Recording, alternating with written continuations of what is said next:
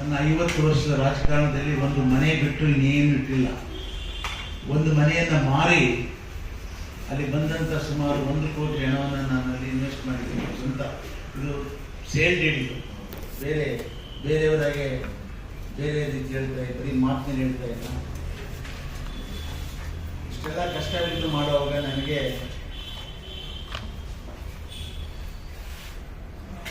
ಹಿಂದಿನ ಸರ್ಕಾರದಲ್ಲಿ 3.5 ಕೋಟಿ ಸರ್ವಾಂಗೀಣ ಅಭಿವೃದ್ಧಿಗೆ ಅಂತೇಳಿ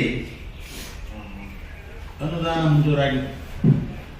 2018-10-22ರಲ್ಲಿ 3.5 ಕೋಟಿ ಸ್ಯಾಂಕ್ಷನ್ ಆಯಿತು. ನಮಗೆ ಪೇಜ್ ನಂಬರ್ 1 ಇದೆ, ಅದೀಗ ಡೀಟೇಲ್ಸು. ಪೇಜ್ ನಂಬರ್ 4 ತೆಗೆದು ಅದರಲ್ಲಿ ವಿಧಾನಸಭೆಯಲ್ಲಿ 22ನೇ ಅಂದಾಜು ಪೂರ್ವಕ ಅಂದಾಜಿನಲ್ಲಿ ಆ 3.5 ಕೋಟಿನೂ ಸಹ ಅಪ್ರೂವ್ ಆಗಿದೆ. ಮತ್ತು ಪೇಜ್ ನಂಬರ್ 5 12/1/24ರಲ್ಲಿ 3.5 ಕೋಟಿ ಹೆಚ್ಚುವರಿಯಾಗಿ ಅನುದಾನವನ್ನು ಆರ್ಥಿಕ ಇಲಾಖೆ, ಹಿಂದುಳಿದ ವರ್ಗಗಳ ಕಲ್ಯಾಣ ಇಲಾಖೆಗೆ ಬಿಡುಗಡೆ ಮಾಡಿದೆ. ನಮಗೆ ದಾಖಲೆಗಳನ್ನು ಕೊಟ್ಟಿದ್ದೀನಿ ನಾನು. ಪೇಜ್ ನಂಬರ್ 6ನಲ್ಲಿ ಪೇಜ್ ನಂಬರ್ 6 ನೋಡಿದ್ದವು. ಅದರಲ್ಲಿ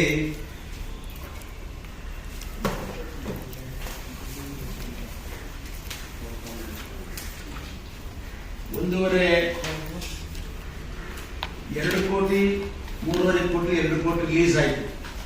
ಇನ್ನು ಬಾಕಿ 1.5 ಕೋಟಿ ಹಣ ಕೊಡಬೇಕು ಅಂತ ಹೇಳಿ ನಾನು ಮುಖ್ಯಮಂತ್ರಿಗಳಿಗೆ, ಪ್ರಸ್ತುತ ಮುಖ್ಯಮಂತ್ರಿಗಳಿಗೆ ಅಪೀಲನ್ನು ಮಾಡಿದೆ. ಅವರು 1.5 ಕೋಟಿ ಹಣವನ್ನು ಬಿಡುಗಡೆ ಮಾಡಬೇಕು ಅಂತೇಳಿ ಆರ್ಡರ್ನ ಮಾಡಿ ಈ ಆರ್ಥಿಕ ಇಲಾಖೆಯವರು ಕಲ್ಯಾಣ ಇಲಾಖೆಗೆ ಒಂದು ನೋಟನ್ನು ಕಳಿಸ್ತಾ ಇದ್ದಾರೆ. ಇದನ್ನು ಪರಿಶೀಲನೆ ಮಾಡಿ 1.5 ಕೋಟಿ ಬಿಡುಗಡೆ ಮಾಡಿ ಹೇಳಿದ್ರು. ಆಮೇಲೆ ಆರ್ಡರ್ ನಂಬರ್ ಪೇಜ್ ನಂಬರ್ 7ನಲ್ಲಿ ಆರ್ಥಿಕ ಇಲಾಖೆ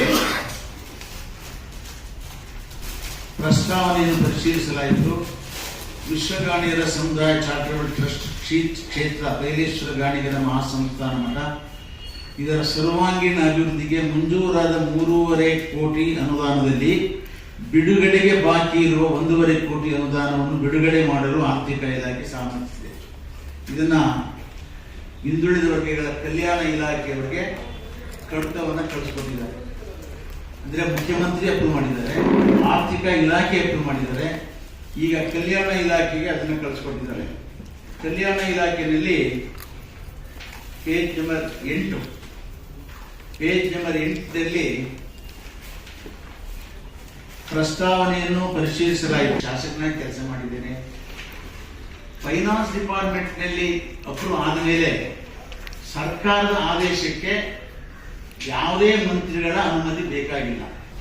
ಕೋರ್ಟ್ನಲ್ಲಿ ಇವತ್ತು ಆರ್ಡರ್ ಮಾಡಿದ್ದಾರೆ, ತಮಗೆ ಕಾಪಿ ಕೊಟ್ಟಿದ್ದೀನಿ ಅಂತ ಹೇಳಿ. ಮುಖ್ಯಮಂತ್ರಿಗಳು